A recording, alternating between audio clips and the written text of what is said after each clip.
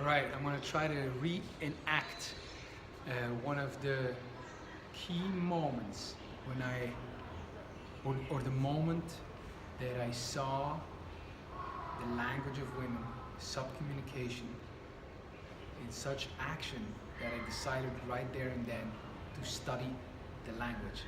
Zan and I have been, if you know Zan, before I met him, he always said that his method was invitations. I put invitations out there, I put invitations in the world, and I leave them out there. But when I saw him busy with women, I realized there were other things going on but just invitation. And we spend a lot of time talking about the language of women, conspiracy, subcommunication. And around that time, when I was interested in it, looking at it, I was given a way of approaching seminar a couple of days in Toronto. And there happened something that till this day, it happens a lot, but that was pivotal in that it really opened up this whole world of subcommunication and my dedication to understand it. And it was this: we were in the main square of Toronto and I had three guys with me. I am standing here.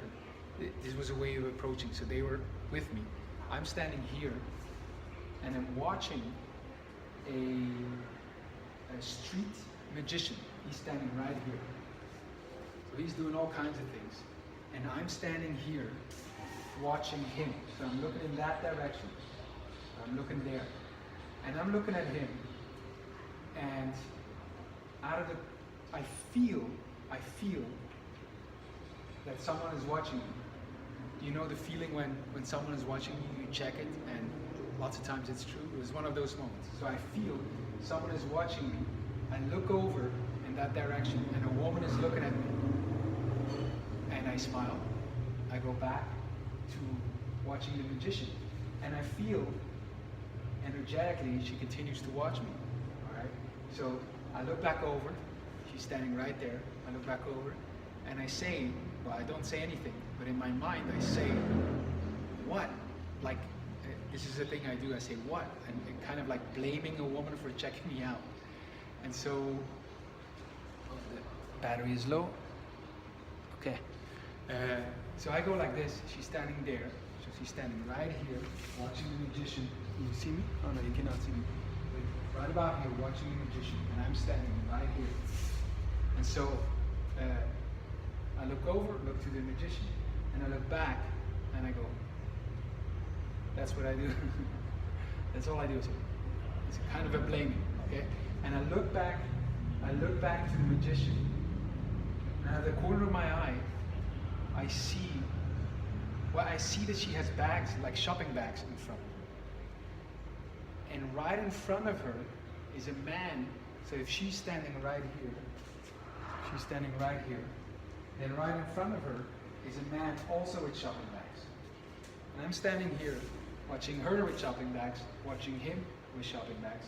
The magician is there, and I'm only thinking, that must be the boyfriend. And as I'm thinking that's the boyfriend, I look at her, and I go like this. That's all I do. I go, and I'm thinking, is that your boyfriend? So I go, thinking, is that your boyfriend, without saying it. And she goes, and I'll never forget this, she goes like this. So she's standing there and she goes. And my mind was just exploded because nothing was said. I was just thinking the question and asking it by saying, and she went. So there was a whole conversation that we're having there without anyone noticing. Well, for me it was so obvious, you know. I asked the guys around, did you see that? Did you see that? And nobody had seen a thing. And it was right there, and there were many people around, broad daylight, you know, and nobody saw it. It was completely subcommunicated. It was 100% clear what was going on between her and I, and nobody saw it. And to me, that was one of the defining moments in saying, wow, that is a very vast world out there in terms of communication, the language of women. And I decided right there and then to study it more, you know, to really tune into it, to play with it, to trust also my instinct when I know something is real.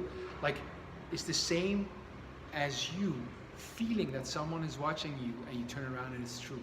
That's the same instinct. It knows. There's a knowledge there that is beyond the logical, linear mind. And so if you trust your instinct, if you decide to tune into that language and you trust your instinct, you will get more and more proficient into the language.